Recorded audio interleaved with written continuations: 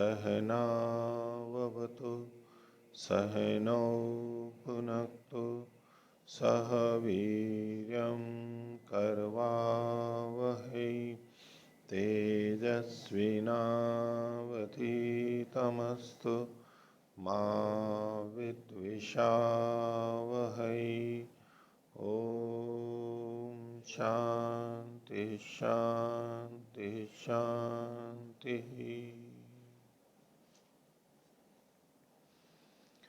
मीमांसा दर्शन की 469वीं कक्षा। मीमांसा दर्शन के 12वें अध्याय का चौथा पाठ 11वें अधिकरण को प्रारंभ करते हैं। पृष्ठ संख्या 212। शीर्षक है 17हीनयोः अनेक यजमान समवाये शुक्रान्वारंभादीनाम एक यजमान कर्तृकत्वाधिकरणम। तो चाहे 17 हो चाहे अहीन हो, उनमें अनेक यजमान समवाय, जब वहां पर अनेक यजमान होंगे तो वैसे तो सदा एक ही यजमान होता है, लेकिन 17 में जो यजमान होते हैं वो ऋत्विक होते हैं, जो ऋत्विक होते हैं वो यजमान होते हैं। इस दृष्टि से अनेक यजमान हो गए। और अहीन के अंदर राजा और पुरोहित अथवा ऐसे ही कोई स्थल हो जहां अनेक यजमान हो, उन सब के लिए ये लागू होगा। जहां एक ही यजमान है वहां तो ये प्रश्न ही नहीं उठेगा। तो 17 हो चाहे अहीन, 17हीनयो, 17 और अहीन में अनेक यजमान समवाय, जब अनेक यजमानों का समवाय होगा, अनेक यजमान वहां पर प्राप्त होंगे, तो शुक्रान्वारंभादीनाम, शुक्र ग्रह से ये करते हैं, तो शुक्रारंभादीनाम, इनमें से इनका एक यजमान कर्तृकत्वाधिकरणम, एक ही यजमान के द्वारा होंगे। यानी अनेक यजमान है तो अनेक यजमानों यानी प्रत्येक के द्वारा ये नहीं होंगे। ये सिद्धांत पक्ष है। 32वां सूत्र है परार्थानी एको यजमान गणे। तो यजमान गण में एक ही इस काम को करेगा, क्योंकि ये कर्म परार्थ है, कृत्वर्थ है।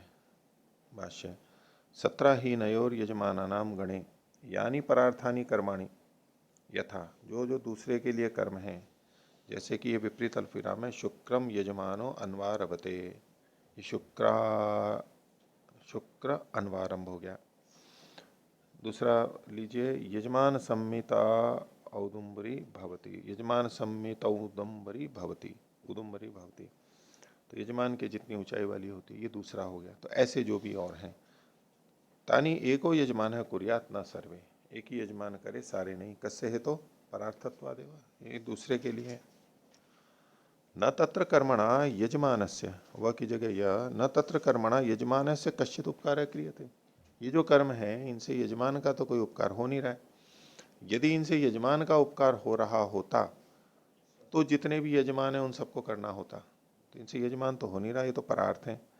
यदि क्रियेता ततः स्वस्मयी उपकाराय सर्वे कुर्यो, अगर ये इनका अपना उपकार करते ये कर्म, तो फिर सबके द्वारा किए जाने चाहिए थे। यजमाने ने तो तत्कर्म क्रियते, लेकिन यहाँ केवल यजमान के द्वारा वह कर्म किया जाता है।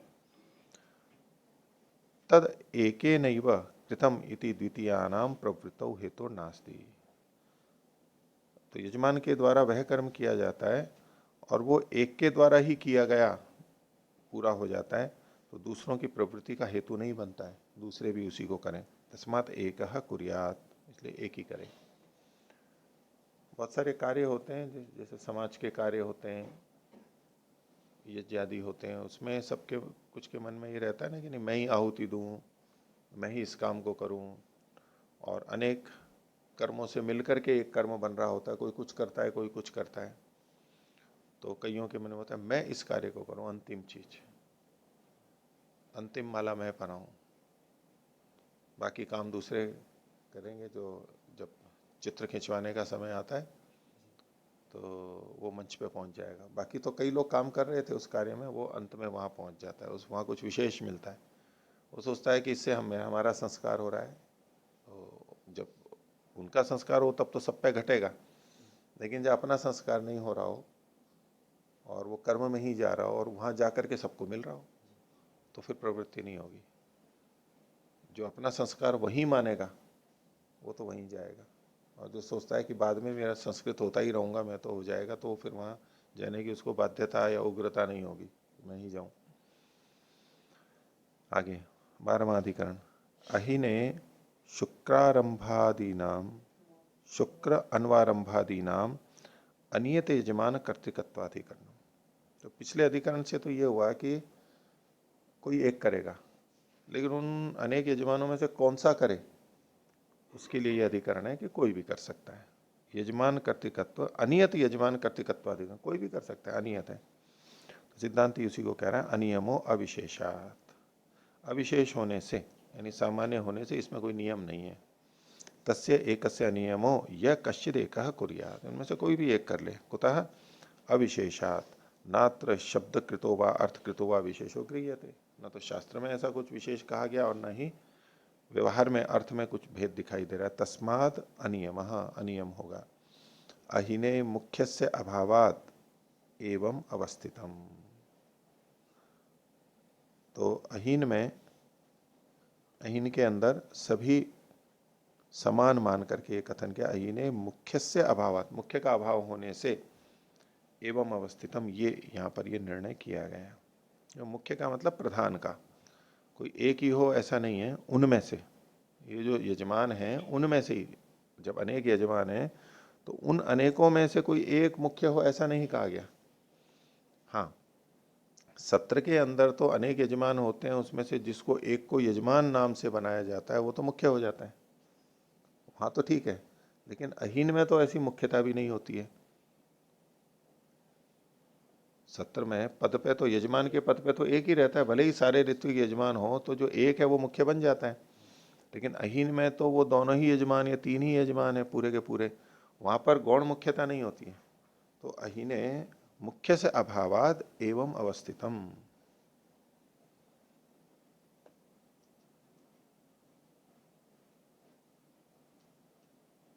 तो वहां ये बात चलेगी किसको करें।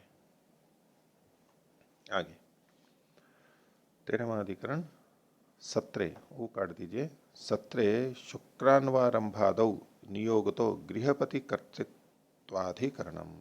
तो अहीन में था पीछे, और अब सत्र के लिए कहा जा रहा है। तो सत्र में शुक्रान्वारंभ आदि जो है वो नियोगता गृहपति का कर्तृत्व बनेगा, जो गृहपति है उसी का बनेगा, ये एक ही का वहां निश्चित है ये। तो सिद्धांत कह रहा है, मुख्यो वा अविप्रतिषेधात्, सत्रे तो मुख्य है कुर्यात गृहपति, गृहपति ही मुख्य होगा। कुतः अविप्रतिषेधात्, खोल रहे हैं उसी को, अविप्रतिषेधा सूत्र का अंश है। कुर्वतो अविप्रतिषेधा, यदि वो गृहपति ही करता है तो उससे कोई विप्रतिषेध नहीं होता है, विरोध नहीं होता है।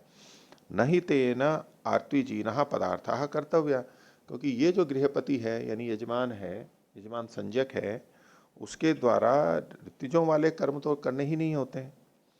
अगर ऋत्विजों वाले कर्म करने होते तो उसको विप्रतिषेध हो सकता था कि दूसरे कार्य कर रहा है तो ये कैसे कर पाएगा, वो उसको दूसरे कार्य तो करने नहीं होते तो इसको कर लेगा। नहीं तेने आर्त्विजीना पदार्था कर्तव्य ऋत्विजाम स्वपदार्थ सन्निपाते विप्रतिषेध स्यात्, ऋत्विक लोगों के लिए इसको करें तो उनका विप्रतिषेध आएगा, क्योंकि जिस समय अपने कार्य कर रहे होंगे फिर ये कार्य आएगा तो दोनों में से कौन सा करेगा, ये विप्रतिषेध, विरोध आएगा। तो ऋत्विजाम स्वपदार्थ सन्निपाते विप्रतिषेध स्यात् एवं तर्हि गृहपते है अर्थवत्वम, गृहपति की इसमें सार्थकता है, कर्तृत्व है। कृत्वर्थानि याजमानानि करिष्यति, जो कृत्वर्थ यजमान के कर्म हैं उनको वो करेगा, वही करेगा, एक ही करेगा। 14वां अधिकरण, सत्र यजमान संस्काराणाम सर्वार्थत्वाधिकरणम। अब सत्र में जो यजमान होंगे उनका संस्कार, जो यजमान के संस्कार होंगे वो सबके लिए होंगे, सर्वार्थत्व का अधिकरण है। पीछे ये कुछ कर्म के लिए तो अहीन और सत्र में भेद कर दिया इन्होंने, लेकिन जब यजमान के संस्कार के लिए कुछ कर्म होते हैं तो वहाँ सामान्य नियम तो यही आएगा पहले की तरह से कि अहीन में जितने भी यजमान हैं उनके लिए संस्कार हो जाएंगे, और सत्र में चूंकि यजमान नाम से एक ही है तो उसके लिए ही ये संस्कार होंगे। ऐसा सहजतः प्राप्त हो रहा था पिछले वाले अधिकरणों के अनुसार, उसके लिए ये विशेष अधिकरण बनाया इन्होंने। तो पूर्व पक्षी कहता है 35वें सूत्र में, सत्रे गृहपति ही, र पे एक ही मात्रा काट दीजिए, गृहपति ही असंयोगाद हौत्रवत, तो सत्र में गृहपति ही ये करेगा, जो संस्कार हैं उसी के संस्कार होंगे। क्यों? असंयोगात। तो इसी से इसकी व्याख्या इन्होंने की है। असंयोगात तो बहुत छोटा सा शब्द हो गया, तो अर्थ के साथ असंयोग नहीं होगा ऐसा नीचे भाष्य किया है इन्होंने, वहीं देखेंगे। असंयोगात होत्रवत, यानी होत्र के समान, यानी होता के द्वारा जो कर्म होते हैं उनके समान। भाष्य अथ यानी याजमानानि संस्कारार्थानि कर्माणि। तो यजमान के संस्कार करने वाले जो कर्म है, तान्यपि किम सत्रे गृहपतिना एव कर्तव्यानि उत सर्वैरिति, वो भी केवल गृहपति जो मुख्य यजमान है उसी के लिए, उसी के द्वारा ही किए जाएंगे अथवा सबके द्वारा। तो पूर्व पक्षी कहता है गृहपति ना कर्तव्यानि पुनः असंयोगात, गृहपति के द्वारा ही होंगे, असंयोगात ये हेतु है। कैसे है ये हेतु? तो उसको खोल रहे हैं। एवं गृहपति रीति समाख्या अर्थेन असंयोगो न भविष्यति। गृहपति ये जो समाख्या है यानी अनवर्थता है इसकी, इसका गृहपति शब्द का अपनी समाख्या के अर्थ के साथ असंयोग नहीं होगा, यानी संयोग हो जाएगा। इसी को आगे खोल रहे हैं, अर्थवत्ता भविष्यति इत्यर्थ, वो सार्थक हो जाएगा, चरितार्थ होगा। कथम कृत्वा? सिद्धांति ने पूछा। तत्र उच्यते यह अनेन गृह शब्देन कर्म उच्यते न शाला। वो कह रहा है कि पूर्व पक्षी की गृहपति शब्द में जो गृह शब्द है उससे कर्म को कहा जा रहा है, शाला को नहीं कहा जा रहा है। शाला यानी जिस स्थान पर वो यजन हो रहा है वो शाला नहीं, वो शाला सबकी है। लेकिन अब जो वो गृहपति है मतलब कर्मपति कहना है ये। तो यह अनेन गृह शब्देन कर्म उच्यते न शाला, शालायाम अभिधीयमानायाम, इसको ठीक कर लीजिए, अभी ध को भ कर लीजिए और न को ध कर लीजिए। शालायाम अभिधीयमानायाम अविशेष, क्योंकि शाला के कहने में तो उनमें सब में कोई भेद नहीं है। क्यों? सर्वे ही थी शालाया पत है, सभी किसी न किसी शाला के पति है। तो गृहपति तो सभी है, सबके अपने अपने घर हैं। ये शाला भी है तो, नहीं तो अपने अपने घर तो है ही सबके, इस दृष्टि से तो सभी गृहपति है, तो सबको प्राप्त होने लगेगा। तो उससे रोकने के लिए इसने गृह शब्द का अर्थ कर्म कर दिया। अब कर्म का पति वो एक ही है, क्योंकि वही उसी नाम से कहा जा रहा है। इस पर सिद्धांति कहता है ननु च कर्मणोपि ते सर्वे एव पतय। बोले आप गृह क्यों? कर्म कर्म अर्थ किया तो कर्म के पति भी वो सभी के सब हैं, सत्र की बात है। तो पूर्व पक्षी का सत्यम एवं, ठीक है सब पति हैं, किंतु समाख्यानात् प्रकर्षावगतिर विज्ञायते, लेकिन ये समाख्या के कारण प्रकर्ष गति वहां पर जानी जाती है। प्रकर्ष गति कैसे? कि इस कर्म का पति मुख्य कौन है? ये है। बाकी भी पति हैं लेकिन संज्ञा से प्रकर्ष गति यहां पर जानी जा रही है। तो समाख्यानात् प्रकर्षावगतिर विज्ञायते। यथा उदाहरण दे रहे हैं विपरीत अल्पविराम में, देवदत्तो मथुरायाम ब्राह्मण, बंद कर लीजिए इति। मथुरा में देवदत्त ब्राह्मण है। मथुरा में कौन ब्राह्मण है? वही मथुरा में तो देवदत्त ब्राह्मण है इति। तो कहते हैं ये क्या प्रकर्ष, ये जो प्रकर्ष के कारण है, तो बोले प्रकर्ष दो प्रकार से हो सकता है। प्रकर्षश्च कर्म भूयस्त्वाद वा स्यात् फल भूयस्त्वाद वा। तो कर्म जो अधिक करता है उसके कारण भी प्रकर्ष कह सकते हैं, और फल जिसको अधिक मिलता है उसको भी कह सकते हैं। तो तत्र, तत्र मतलब यहाँ याग में कर्म भूयस्त्वम नोपपद्यते, ये जो गृहपति है इसका कर्म भूयस्त्व तो संगत हो नहीं रहा है, क्योंकि गृहपति तो कर्म अधिक नहीं कर रहा है, कर्म तो दूसरे ज्यादा कर रहे हैं जो ऋत्विक के नाम से है। तो तत्र कर्म भूयस्त्वम नोपपद्यते यत इतरेशम बहुतरम कर्म, क्योंकि दूसरों का अधिक कर्म है।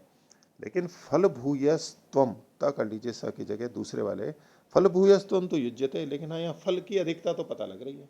कहाँ पर? याग में। फल भूयस्त्वम तो युज्यते यजमान संस्काराणाम तस्य आधिक्यात, कि यजमान के जो संस्कार हैं उनकी अधिकता उसकी होगी, क्योंकि यजमान के संस्कार उसी को अधिक करने होंगे, वो अधिक करेगा गृहपति जो है, इसलिए उसको उसकी अधिकता हो गई, इसलिए फल की भी अधिकता हो गई। यजमान संस्काराणाम तस्याधिक्यात तस्मात् गृहपति समाख्याया अर्थवत्वात्, त जोड़ लीजिए, अर्थवत्वात् पुरुषार्थानाम गृहपति कर्ता इति। इसलिए गृहपति की समाख्या से अर्थवत्ता होने से पुरुषार्थानाम गृहपति करता, जो पुरुष के लिए चीजें हैं उसका गृहपति करता होगा।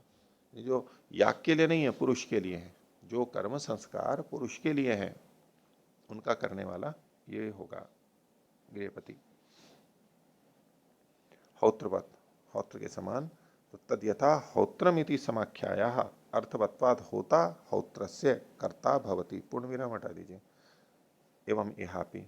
तो जैसे हौत्र के समान को खोल रहे हैं कि हौत्र ये समाख्या है, तो इसके अर्थवत्व होने से होता हौत्र से कर्ता भवति, जो होता होत्री कर्म होते हैं उनसे संबंधित करने वाला होता ही होता है, क्योंकि हौत्र है तो होता ही उनको करने वाला होता है। एवं इहापि, इसलिए गृहपति जो होगा वो कर्म का करने वाला, ये जो पुरुष के लिए कर्म है उनको वही करने वाला होगा।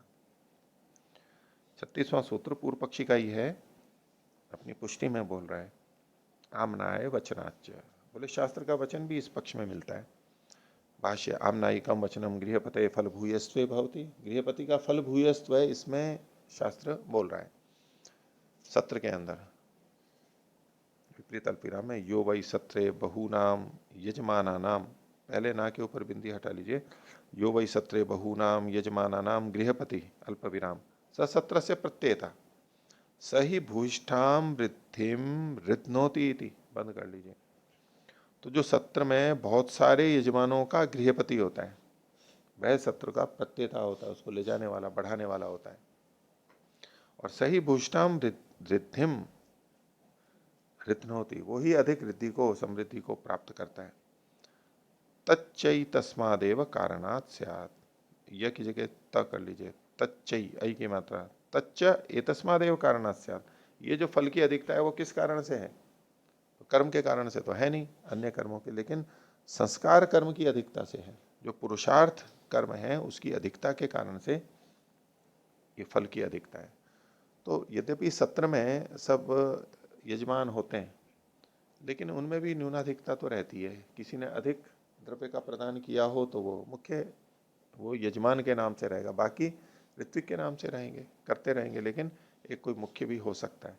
तो सबका होते हुए भी एक मुख्यता मानी जा सकती है, और इसी कारण से इसका फल भूयस्व है, संस्कार भी उस पर अधिक हो रहे हैं। इस पर ये पूर्व पक्षी का कहना था, ये तो सिद्धांति का क्या कहना है। 37वां सूत्र, सर्वेवा तदर्थत्वात्, ये तो सारे के सारे उसी के लिए हैं। सर्वेवा यजमाना पुरुषार्थानी कुर्युः न गृहपति रेवा, तो ये जो पुरुष के लिए कर्म है इनको तो सभी यजमानों के द्वारा किया जाना चाहिए, न कि केवल गृहपति के द्वारा। फल का भेद तो उनके अन्य कारणों से है कि उसने अधिक योगदान दिया होगा, इसलिए फल भूयस्थ हो रहा है, इसीलिए उसको मुखिया बनाया। लेकिन संस्कार कर्म के अधिक होने से ये जो पूर्व पक्षी ले रहा था वो ठीक नहीं है। संस्कार कर्म तो सबके समान होंगे। कुतः तदर्थत्वात्, तदर्थत्वात् को खोल रहे हैं, स्वार्थम एव ही कर्म, ये जो सर्वार्थम एव ही कर्म, ये जो कर्म है सबके लिए है।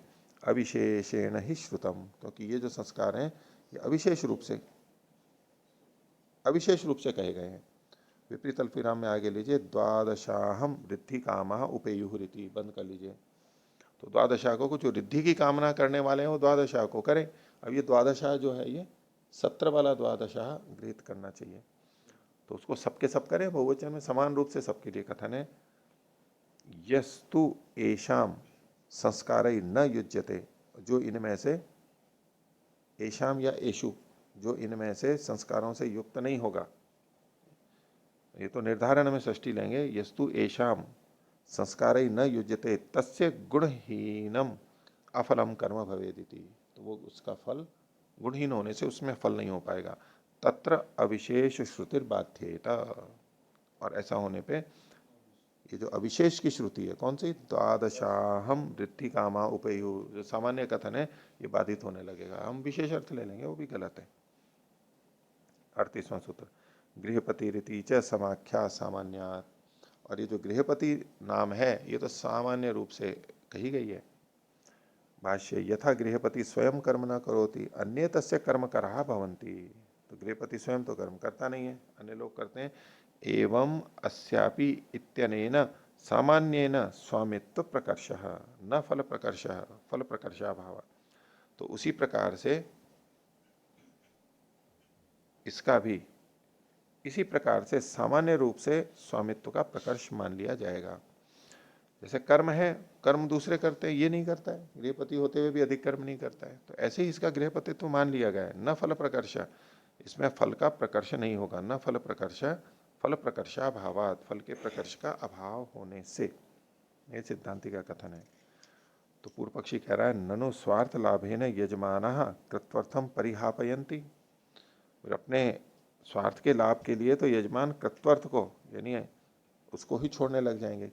तो स्वार्थ लाभ मतलब ये जो संस्कार कर्म है, ये पुरुषार्थ है ना, तो ये स्वार्थ हो गए। और कृत्वर्थ जो कर्म है यानी स्व स्व कर्म, इन यजमानों के नहीं, ऋत्विकों के जो अपने अपने कर्म हैं, ब्रह्मा आदि के, अथर्व आदि के, उनका वो परिहापन करने लगेंगे। क्योंकि जब ये होगा कि भाई इन संस्कारों से इनको फल मिलेगा, तो जब उनका अवसर आएगा तो उनके साथ जिनके पास में दोनों कर्म प्राप्त हो रहे हैं, जो पीछे कहा था इन्होंने कि जिनको ऋत्विक, यजमान तो इन कर्मों को करेगा क्योंकि उसके पास ऋत्विक कर्म नहीं है, लेकिन जो ऋत्विक के कर्म कर रहे हैं उनको जब ये भी कर्म करने होंगे तो कृत्वर्थ ही उनको मुख्य करना चाहिए। लेकिन अगर ये इनके स्वार्थ से जुड़ गया तो ये उन दोनों में से किसको करेंगे पहले? अपने वाले को पहले करेंगे। तो जो समाज का काम भी कर रहे हैं और अपना भी कर रहे हैं, अब उनका अपना भी हो गया तो किसको पहले करेंगे? अपने वाले को करेंगे। तो कई बार उपदेशकों के लिए व्यवस्था होती है ना, दो तरह से, किसी संस्था ने उपदेशक को लगा रखा है, तो एक तो ये होता है कि भाई हम आपको दक्षिणा देंगे और वहां जितना भी मिलेगा वो आपको संस्था को देना होगा, जितना कम या अधिक मिले हम आपको इतनी दक्षिणा देंगे, वो हो जाए पूरा। एक ये होता है कि हम आपको कुछ नहीं देंगे और जितनी भी दक्षिणा है वो सारी आपकी, अथवा ये इतना थोड़ा हम देंगे, अब बाकी जितनी दक्षिणा है वो सारी आपकी, हमें कोई दिक्कत नहीं है। लेकिन कई बार ये होता है कि भाई आप जाएंगे, जो दक्षिणा आपको मिलेगी वो आपकी, और जो दक्षिणा संस्था के लिए मिलेगी वो संस्था की। वेतन वाली बात जो भी हो, देते हैं नहीं देते हैं, लेकिन वहां गए और दक्षिणा अपनी और संस्था की दोनों तरह की चल रही है। तो दोनों में से किसको पहले किस किसकी मुख्यता उसकी हो जाएगी, उधर की छोड़ के इधर की अपनी आ जाएगी वो, क्योंकि उसके अपने लिए है, तो स्वाभाविक है। जब संस्था का और अपना दोनों का होगा तो व्यक्ति पहले किसको देखता है? अपने को देखता है। तो ऐसे दिक्कत आएगी। तो ननु स्वार्थ लाभ है न यजमाना कृत्वर्थम परिहापयन्ति, उसको करेंगे। वो फिर वहां जाएगा जहां उसको अपनी दक्षिणा देते हैं ना, उन जगहों पे वो ज्यादा जाएगा, और संस्था के लिए जहां दक्षिणा मिलती है उसके लिए अवसर होगा तो जाएगा, नहीं तो कम जाएगा वो। अत्रोच्यते, इस विषय में सिद्धांति कह रहा है विप्रतिषेध है परम। बोले जब दोनों में विप्रतिषेध हो तो पर वाला ही करना चाहिए। करेंगे दोनों। सिद्धांत इसने क्या कहा था सिद्धांति ने कि वो अपने संस्कार भी करेंगे और कृत्वर्थ भी करेंगे, लेकिन अगर दोनों होंगे तो पर वाला होगा, कृत्वर्थ उसको पहले करना होगा, ये बाद में करना होगा। सामाजिक सर्वहितकारी नियम पालने में परतंत्र रहना चाहिए। वो सामाजिक सर्वहितकारी आएगा तो स्व को छोड़ना पड़ेगा। संस्था के लिए पहले जाना पड़ेगा उसको। संस्था की तरफ से तो यही नियम होगा ना, संस्था तो यही नियम है, नियम तो ये न्याय तो यही करेगा ना। नहीं, पहले आपको संस्था के लिए जाना है, फिर समय बचता है तो आपके लिए अपना है तो वो करेंगे। लेकिन कई बार सर्वहितकारी नियम पालने में स्वहित चला जाता है। नहीं, मलमूत्र का त्याग करना है, ये स्वहितकारी नियम है। अब सर्वहितकारी में प्रवचन चल रहा है या शंका समाधान चल रहे हैं, लोग मिल रहे हैं, जुल रहे हैं, मंच पे बैठे हैं, तो सोचता है कि नहीं सर्वहितकारी नियम है तो इसको, वो उसको छोड़ देता है और उसमें फिर कुल मिलाकर के सर्वहितकारी नियम ही सर्वहितकारी नियम ही बाधित होता है दीर्घकालीन स्थिति में।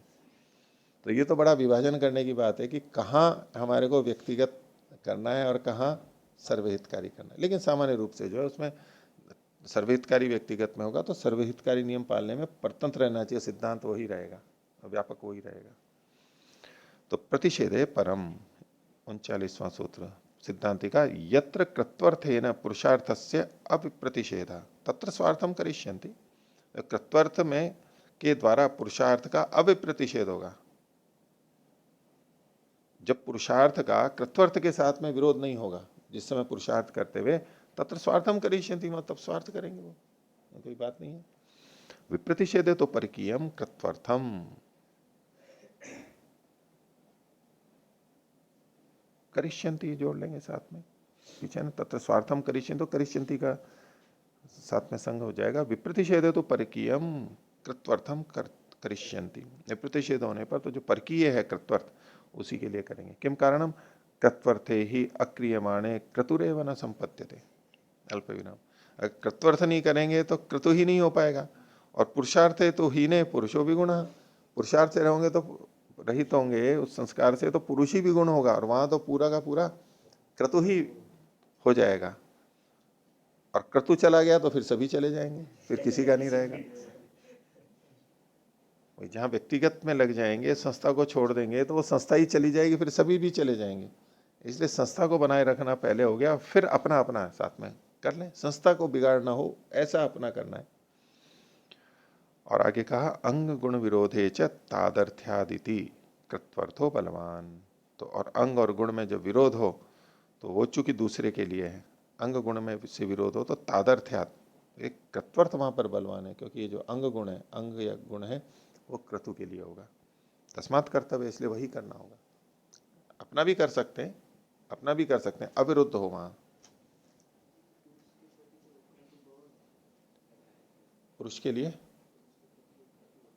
हाँ, नहीं यहां पर वो जो ये संस्कार कर्म है, ये संस्कार कर्म पुरुषार्थ है, पुरुष के लिए है, ये क्रतु के लिए नहीं है।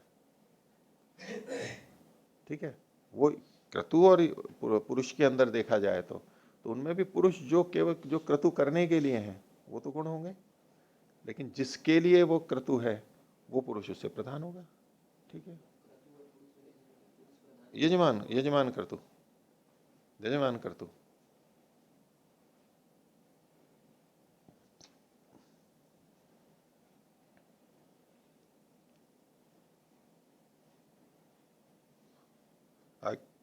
होत्रे परार्थत्व, और होत्र में ये क्यों, पीछे जो पूर्व पक्षी ने उदाहरण दिया था कि होत्र में तो वो शब्द से ही वो सारे कर्म वो ही करता है और दूसरे नहीं करते हैं, तो उसके कहा कि ये तो परार्थ के लिए, इसलिए जब स्वार्थ में आएगा तो सबके लिए घटेगा। यत्तु हौत्रवदिति, तो हौत्रे परार्थ पुरुष, परार्थ पुरुष, हौत्र में तो पुरुष जो है वो परार्थ होता है, परार्थ मतलब कृत्वर्थ होता है, न कर्म पुरुषार्थम, लेकिन ये जो क्रतु है ये पुरुष के लिए नहीं होता है।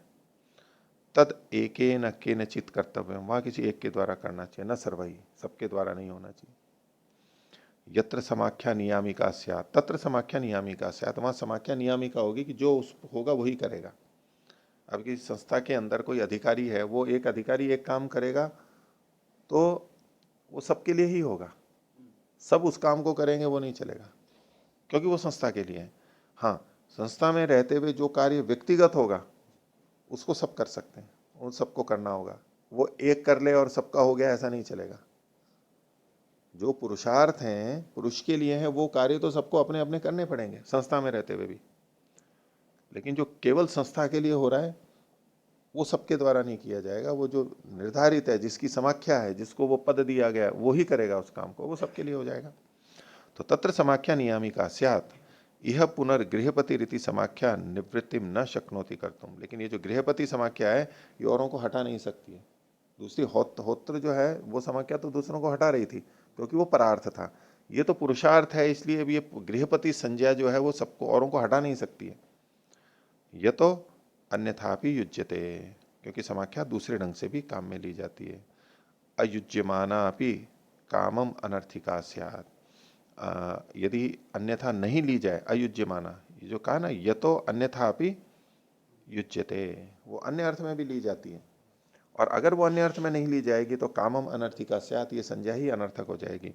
नैव निवर्तयितुम शक्नुयात्, तो ये जो संख्या है, संज्ञा है, समाख्या, ये अन्यों को हटा नहीं सकती है। निवर्तक से वचन से अभावात, क्योंकि अन्यों को हटाने के लिए यहाँ कोई वचन नहीं है, केवल समाख्या के आधार पर औरों को हटा दो आप यहाँ से, वो ठीक नहीं है।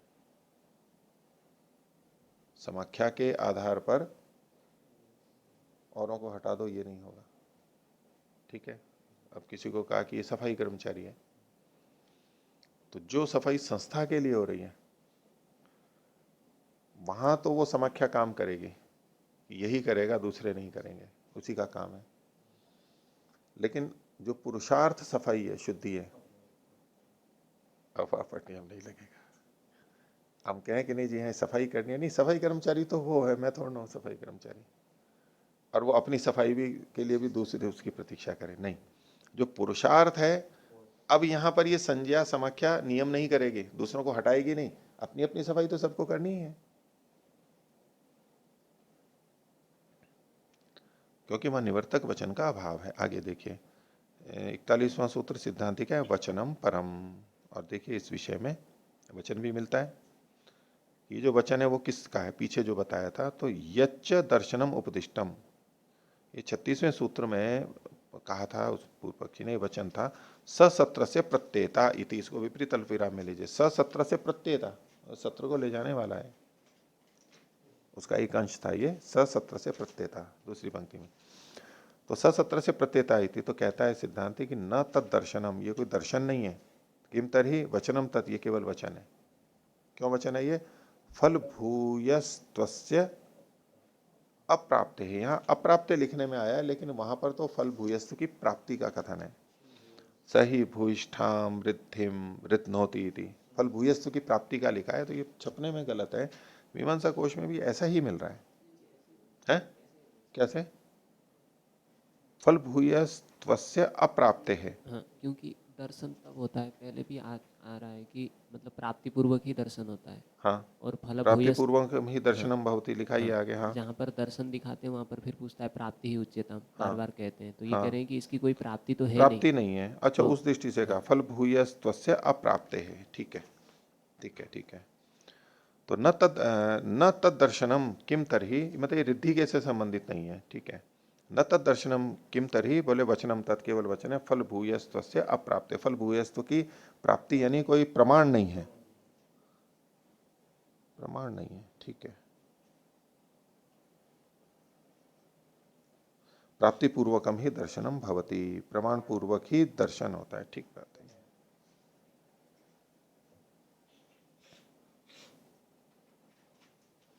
आगे तो 15वां अधिकरण है, ब्राह्मणस्य एव आर्त्विज्याधिकाराधिकरणम।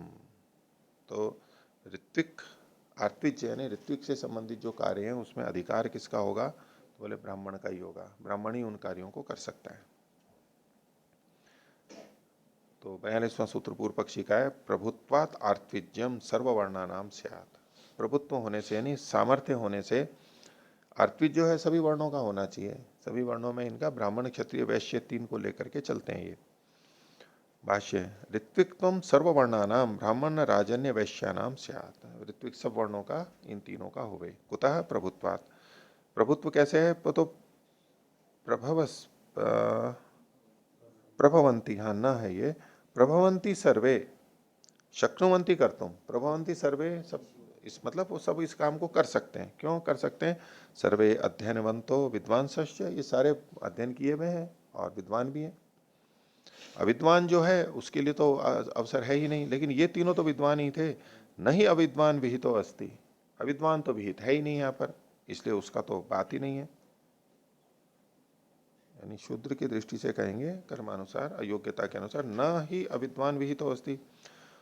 आगे ऋणापकरणम सर्वेशम कर्म, ये जो ऋण का ऋण अपाकरणम, ऋण को हटाना तो सभी का कर्म है। प्रदर्शनार्थम ब्राह्मण ग्रहणम इत्युक्तम, लेकिन इसमें प्रदर्शन मात्र के लिए ब्राह्मण का ग्रहण किया गया, किसमें, तो यह जायमानो हवई ब्राह्मणों त्रिभिर ऋण ऋणवान भवती, उस वाक्य की तरफ ये संकेत है कि वहां पर जायमानो हवई ब्राह्मणों, ब्राह्मण पैदा होगा तो वो तीन ऋणों से युक्त होगा, इसका मतलब है क्षत्रिय और वैश्य तो उन ऋणों से युक्त नहीं होंगे, वो तो ऋण रहित पैदा होते हैं, ब्राह्मण ही ऋण वाला होता है, और ऋण उतारने का काम भी ब्राह्मण का ही है, बाकी दो का तो है नहीं, क्योंकि ब्राह्मण शब्द पड़ा है वहां पर। तो वो उसको ये कह रहा है पूर्व पक्षी अपनी बात को, अपने मतलब कि जैसे देखो वहां पर ऋणापकरण तो सभी का कर्म है, और वहां जो ब्राह्मण शब्द है वो तो प्रदर्शनार्थम ब्राह्मणम ग्रहणम इत्युक्तम, केवल प्रदर्शन मात्र के लिए ब्राह्मण शब्द है, ये तो नहीं कि केवल ब्राह्मण ही ऋणवान होगा और वही चुकाएगा सबके लिए, ऐसे ही यहाँ पर भी ब्राह्मण शब्द जो है केवल ब्राह्मण ही नहीं सब जने इस कर को करेंगे, क्योंकि वो समर्थ है, उन पर वो बात घटती है, तो ब्राह्मण शब्द को ही उपलक्षण मान के चल रहा है। सिद्धांति इस पे कहता है 43वां सूत्र, स्मृतेर्वा स्यात् ब्राह्मणानाम। स्मृतेर्वा स्यात्, इसके बाद अलग कर लीजिए इसको, ब्राह्मणानाम। तो स्मृति के कारण भी ब्राह्मणों का ही होगा, स्मृति वचन को आगे बता रहे हैं। तो ब्राह्मणानाम एवं आर्तविज्यम स्यात्, नेतरयोर वर्णयो, बाकी दो वर्णों का नहीं। कुतः स्मृते ही, स्मृति के। तो एवं शिष्टाः स्मरन्ति, शिष्ट लोग यही इस तरह स्मरण करते हैं। कैसे? तो विपरीत अल्पविराम में कहा, याजनाध्यापन प्रतिग्रह ब्राह्मणस्यैव मृत्युपायाः। विपरीत अल्पविराम में बंद कीजिए। तो याजन मतलब यज्ञ करवाना, अध्यापन मतलब पढ़ाना, और प्रतिग्रह यानी भिक्षा लेना, भिक्षा, भिक्षा के रूप में प्रतिग्रह, ब्राह्मण से वह मृत्यु पाया। ये वृत्ति के उपाय केवल ब्राह्मण के लिए है। इस सामर्थ्य से नहीं चलेगा कि भिक्षा और कोई ले नहीं सकता है। कोई भी मांग सकता है भिक्षा, तो सामर्थ्य तो है लेकिन नहीं करेगा। इसी तरह से याजन, यज्ञ करवाना, ये ब्राह्मण ही करवाएगा, दूसरा नहीं करवाएगा।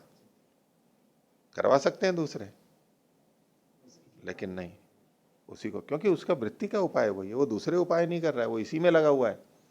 उसके लिए निर्धारित है, ये आरक्षण है उसके लिए। वो वैसे पठन पाठन कर रहा है, वहां कुछ और कमा नहीं रहा है, तो कम से कम उसके लिए कुछ चीजें तो होंगी, भाई ये काम तो यही करेगा। अब वो काम भी दूसरे ले लेंगे तो वो ब्राह्मण जाएगा वो खाएगा क्या फिर? बोले जी भिक्षा तो हम भी कर सकते हैं ब्राह्मण का अच्छा भिक्षा है तो फिर ब्राह्मण भी सोचते हैं फिर कमा हम भी सकते हैं। जब आप ये हमारे काम आप भी कर सकते हो तो हम भी कमा सकते हैं। तो फिर ब्राह्मण भी फिर विद्या को बेचने लगेंगे, ब्राह्मण भी विद्यालय ऐसे ही करेंगे, फिर वो अलग से करेंगे, अलग से शिक्षा व्यक्तिगत देने लगेंगे, ट्यूशन आदि करने लगेंगे। बोले ठीक है आप भी कमा सकते हो तो हम भी कमा सकते हैं। लेकिन चूंकि ब्राह्मण के लिए कमाने का निषेध किया गया है, एक अलग वर्ग है, आप नहीं कमाओगे, ऐसे नहीं कमाओगे जैसे दूसरे कमा रहे हैं। तो उसके लिए एक व्यवस्था की गई है कि भाई याजन आप ही करोगे और अध्यापन भी आप ही करोगे, हर कोई नहीं करेगा। पढ़ाने वाले तो दूसरे भी पढ़ा सकते हैं, जानते तो सभी हैं, वो भी पढ़ करके आए, क्षत्रिय और वैश्य भी, लेकिन वो पढ़ा नहीं सकते, उनको अपना ही काम करना है। ये नियमन किया गया। तो याजन अध्यापन प्रतिग्रह ब्राह्मण से ही वह मृत्यु पाया इति। आगे स्मृतिश्च प्रमाण नित्युक्तम, और स्मृति प्रमाण पहले कह ही चुके हैं।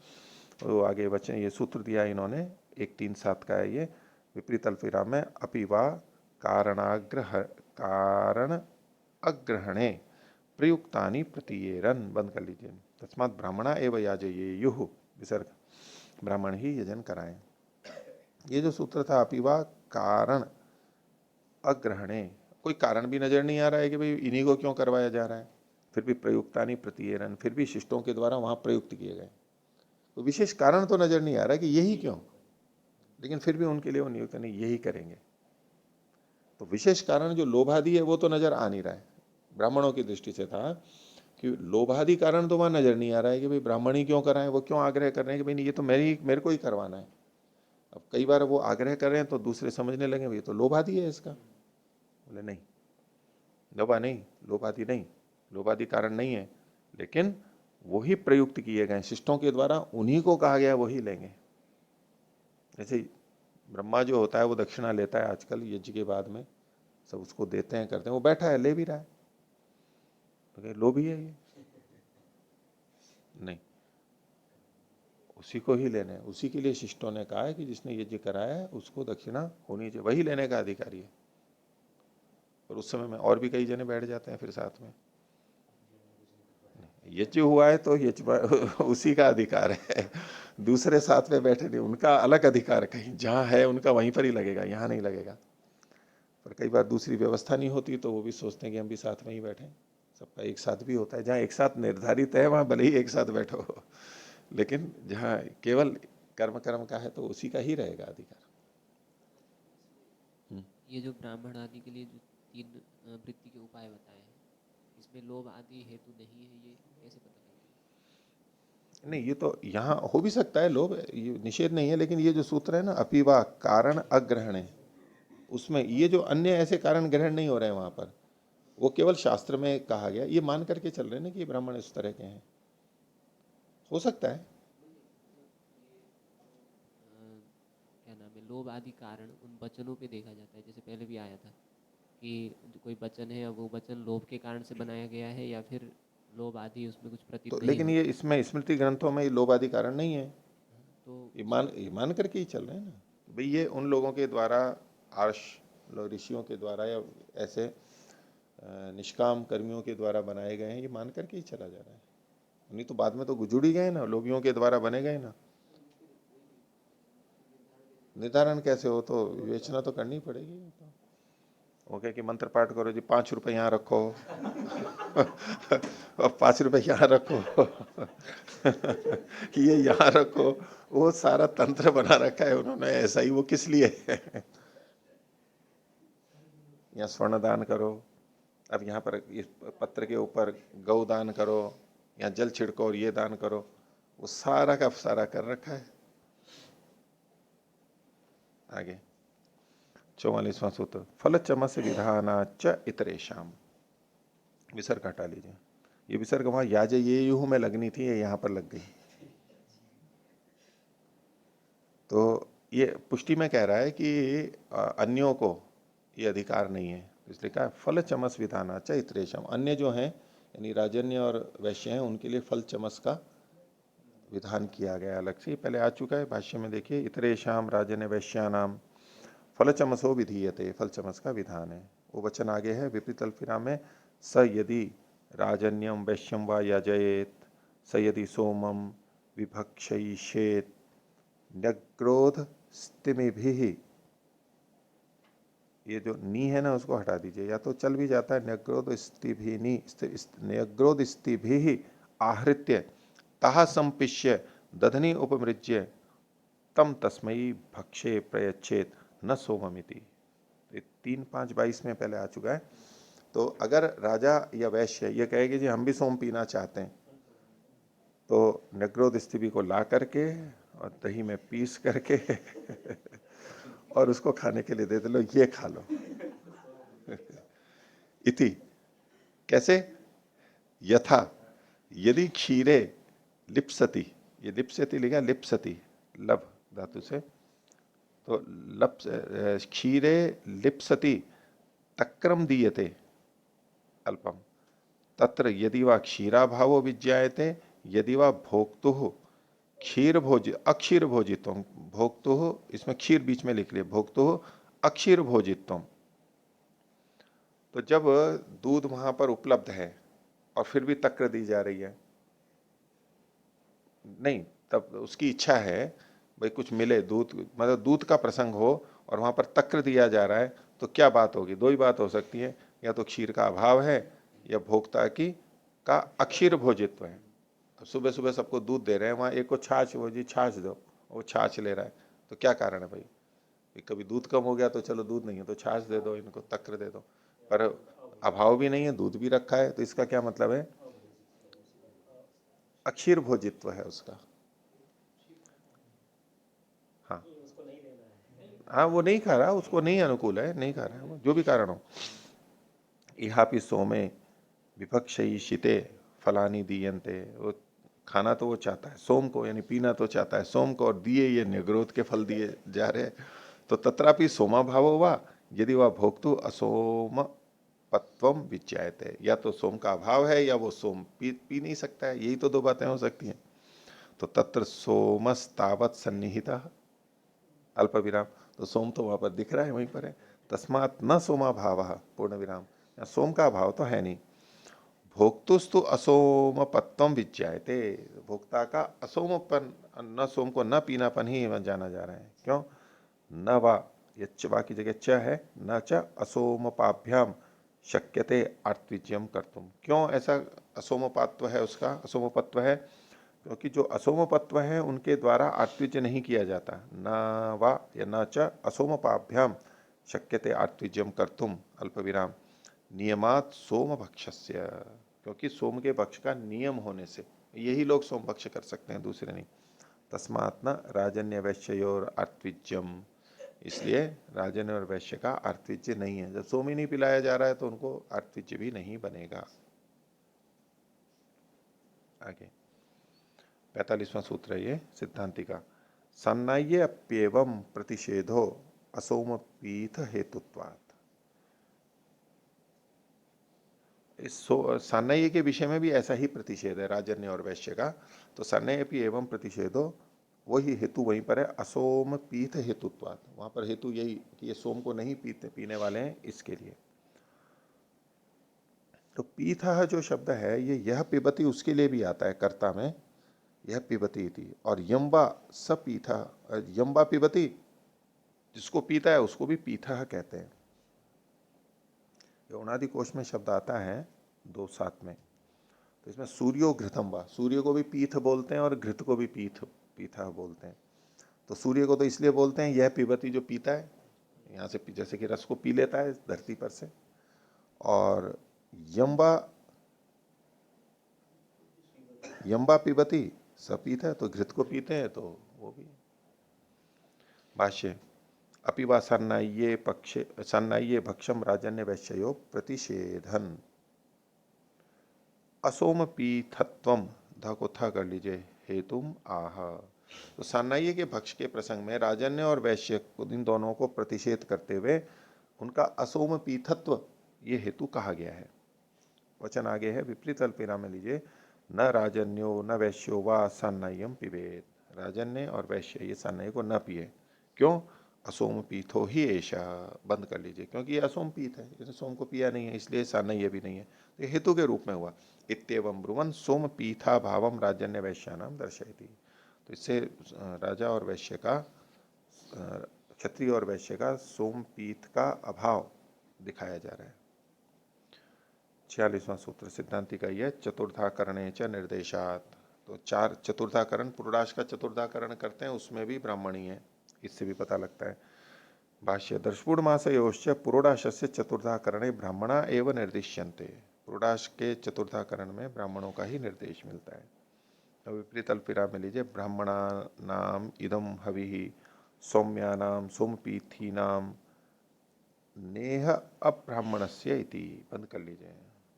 तो बोले ये हवि ब्राह्मणों की है, किनके? जो सौम्य है और सोमपीत है, जिन्होंने सोम को पी लिया है, अब ब्राह्मणों के लिए नहीं है। ये वचन पूरा हो गया। दूसरा वचन और है आगे, विपरीत अल्पिरा में लीजिए, शेष भक्षणार्थम चतुर्धा करणम इत्युक्तम। ये 3-5-50 सूत्र है ये विपरीत अल्पिरा में। तो शेष के भक्ष के लिए चतुर्धाकरण ये कहा गया है। शेष के भक्ष के लिए चतुर्धाकरण किया जाता है। आहुति तो दे दी, अब जो शेष बचा है उसका भक्ष करने के लिए उसका चतुर्धाकरण किया जा रहा है। तो शेष भक्षाश्च, रेखा हटा लीजिए, नहीं, हाँ रेखा हटा लीजिए, शेष भक्षा रहेगी रेखा, है शेष भक्षाश्च ऋत्विजाम, शेष भक्षाश्च ऋत्विजाम। तो जो शेष भक्ष है वो केवल ऋत्विजों के लिए ही होते हैं।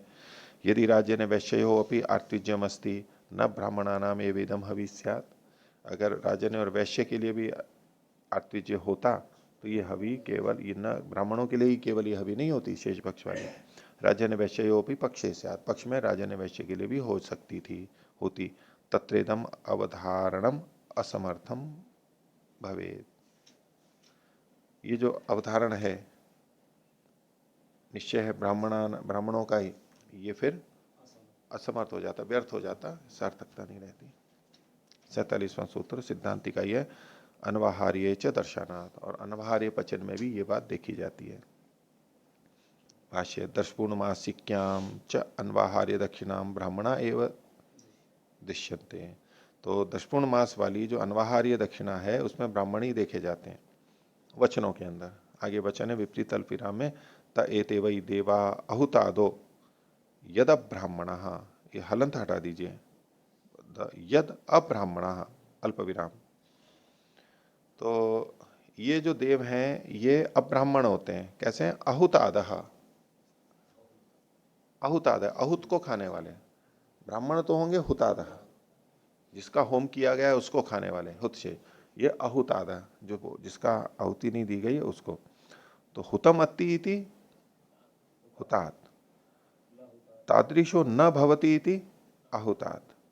तो हुत शेषम न भक्षयन्ति इति, हुत शेष को ये नहीं खाते।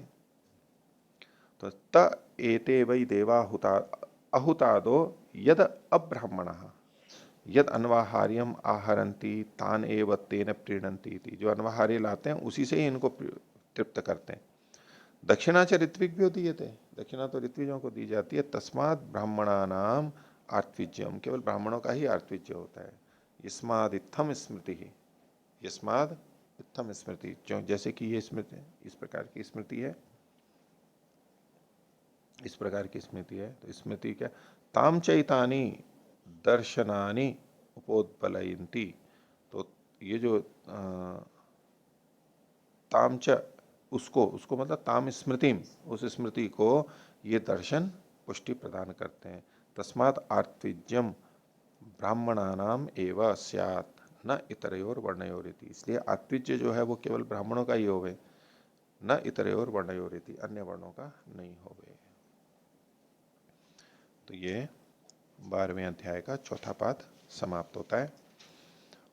ये उत्तर शतक है, पहला शतक 6 अध्याय है, फिर ये 6 अध्याय, और मीमांसा दर्शन का जो शाबर भाष्य है वो भी यहीं तक होता है। तो शाबर भाष्य सहित मीमांसा दर्शन समाप्त हो गया, पूरा हो गया। शाबर भाष्य यहीं तक ही है, और यहीं तक बहुत से लोग यहीं तक ही मानते हैं। और इसके आगे का जो है संकर्ष कांड, देव स्वामी का भाष्य जो इनसे भी प्राचीन है, वो जो उपलब्ध होता है, उसको शाबर मुनि ने यहीं तक ही भाष्य किया, ऐसा उपलब्ध होता है। तो इसको हम यहीं समाप्त करते हैं। प्रणव।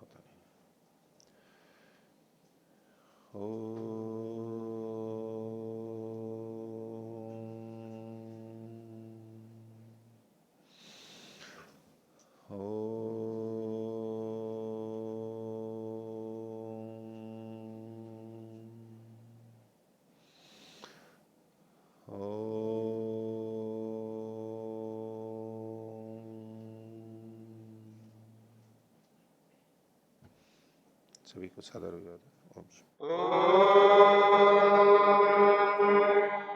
द्यो शान्तिरन्तरिक्षं शान्तिः पृथिवी शान्तिरापः शान्तिरोषधयः शान्तिः वनस्पतयः शान्तिर्विश्वे देवाः शान्तिर्ब्रह्म शान्ति सर्वं शान्ति शान्तिरेव शान्ति क्षमा शान्तिरेधि।